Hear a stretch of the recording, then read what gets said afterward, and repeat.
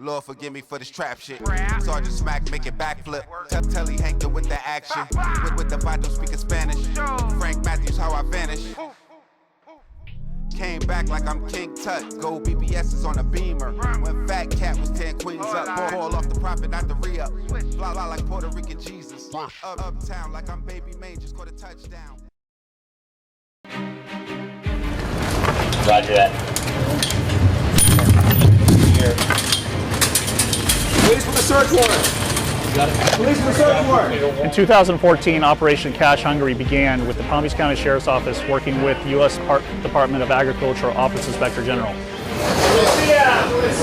So a joint operation investigating an individual who stole over 500 identities. This individual took these identities and converted them into food stamp cards. He brought those food stamp cards to the Opelika flea market in Hialeah, Florida.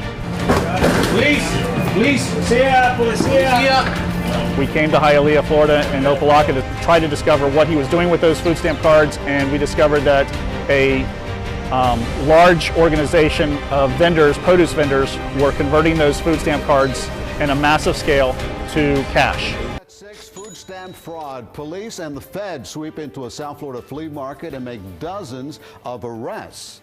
They say the scheme reached thousands of people and was worth millions of dollars.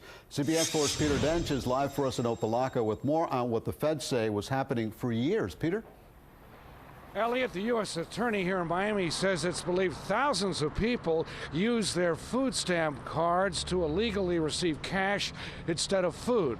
But the focus today was on the vendors who allegedly allowed this to happen during this Operation Stampede, receiving fees of at least 20%.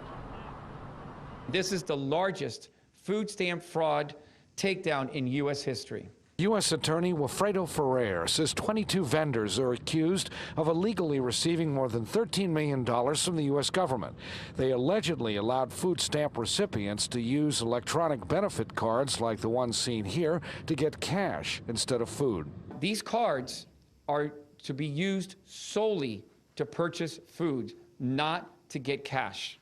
Now, these retailers are flagrantly abusing the public trust by stealing millions of dollars from the federal food stamp program that is intended to provide low-income households with their needed basic provisions of food and nutrition. Most of the 15 defendants arrested so far are vendors at the Opelika Hialeah flea market in a joint county, state, and federal operation. People will come here with a food stamp card and get cash at a reduced amount, which flea market vendor Felix Lanza says he would never allow. Thanks to God, we don't do that. We work by the law. Ferrer says the vendors in Opelika orchestrated their own operation, which has been going on for at least 2 years. Today's arrest at the Opelika flea market should also serve notice to everyone that trafficking in food stamps is a crime. Authorities say this was just the first phase of curbing fraud in the SNAP, or Supplemental Nutrition Assistance Program. They are trying to identify the people using the cards for cash. And our message is simple. These fraudulent schemes directed at the food stamp programs are serious federal offenses that qualify for lengthy prison sentences. Now, in addition to the federal indictment, 6 people have been charged by the Office of Statewide Prosecution. If convicted, those arrested in this case could face up to 20 years behind bars for wire fraud and up to 5 years behind bars for tax fraud involving the food stamps. We're live in Opelika. Peter Dench, CBS 4 Good afternoon. News. Happening right now, a growing problem across South Florida. We are talking about food stamp fraud right off the top. Good afternoon, everybody. I'm Shannon Cake. Welcome to the Now South Florida. Less than 2 hours ago, the U.S. Attorney in Miami announced a huge operation, busting more than 20 people for this very crime. The Now's Katie Johnson just met with that U.S. Attorney. She's joining us now live with what she found out. Katie? Well, this flea market here behind me in Opelika is where one of several raids went down. 22 people arrested for food stamp fraud. Today's massive fraud sweep actually started with an identity theft investigation in Palm Beach County. The U.S. Attorney here in Miami announcing that through the partnership of numerous agencies, they were able to bust 22 people for fraudulently using food stamps to get cash from the government. The Department of Children and Families is the agency that overlooks the food stamp program. A representative saying today that DCF has zero tolerance for food stamp fraud. Palm Beach County Sheriff's deputies were also involved in the raids, and PBSO confirms that there are at least 500 cases of identity theft linked to what happened here in Miami-Dade County. Now, we're still working to find out what exactly the connection is between those cases of identity theft and these food stamp raids that were going on here in Miami-Dade. We'll be sure to let you know once we find out. And coming up all new at 5, we'll break down how these retailers were getting away with the crime for at least 2 years. We're live in Opelika. Katie Johnson for the Now South Florida. Arrested nearly 2 years ago in what federal agents describe as the largest food stamp trafficking scheme in U.S. history begins tomorrow, right here in Palm Beach County. The Opelika flea market in Hialeah turned into a crime scene in July of 2016 as federal agents literally forced their way into the market, guns drawn. Policeman search warrant.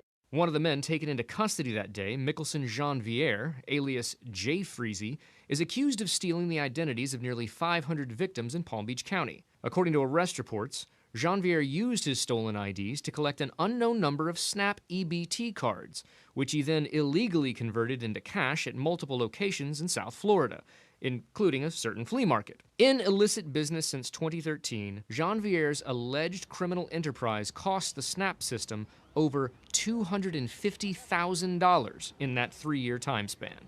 For the past 2 years, Janvier has been here at the Palm Beach County Jail, and it's a view he might get used to, depending on the outcome of his trial. If convicted, he faces up to 20 years for conspiracy to commit wire fraud, another 20 years for wire fraud, and a 5-year sentence for food stamp EBT fraud. In Palm Beach County, Vince Norman Gibbo, WPBF 25 News. And this man could go to prison for the next 85 years. A jury found him guilty of stealing potentially 500 identities and applying for food stamps under each of the victims' names. In all, the Palm Beach County Sheriff's Department says that Michelson Janvier probably stole more than $180,000. He is waiting to be sentenced. Investigators first got wind of him nearly 3 years ago. Yo, we back. It's your boy Popalot. Mobb ties. We on our way to the bottom. Florida, Lake Worth to be exact. We're gonna hit the flea market down at Opelika. Go shop with them niggas. All my niggas from Florida, Lake Worth, Opelika, everybody, everywhere in between. Y'all niggas get in the comment box, let it be known. Real G shit.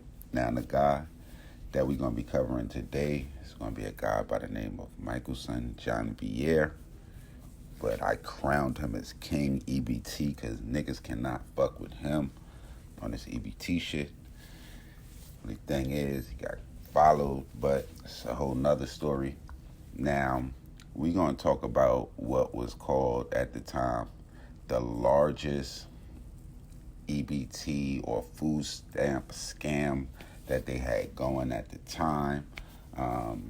It was crazy that I kind of did the research, seen that the shops was getting busted, expected it to be somebody else. Lo and behold, it's my man, King EBT, behind all the madness, swiping the cards, getting identities, creating identities of different people. It's said that he had upwards of 500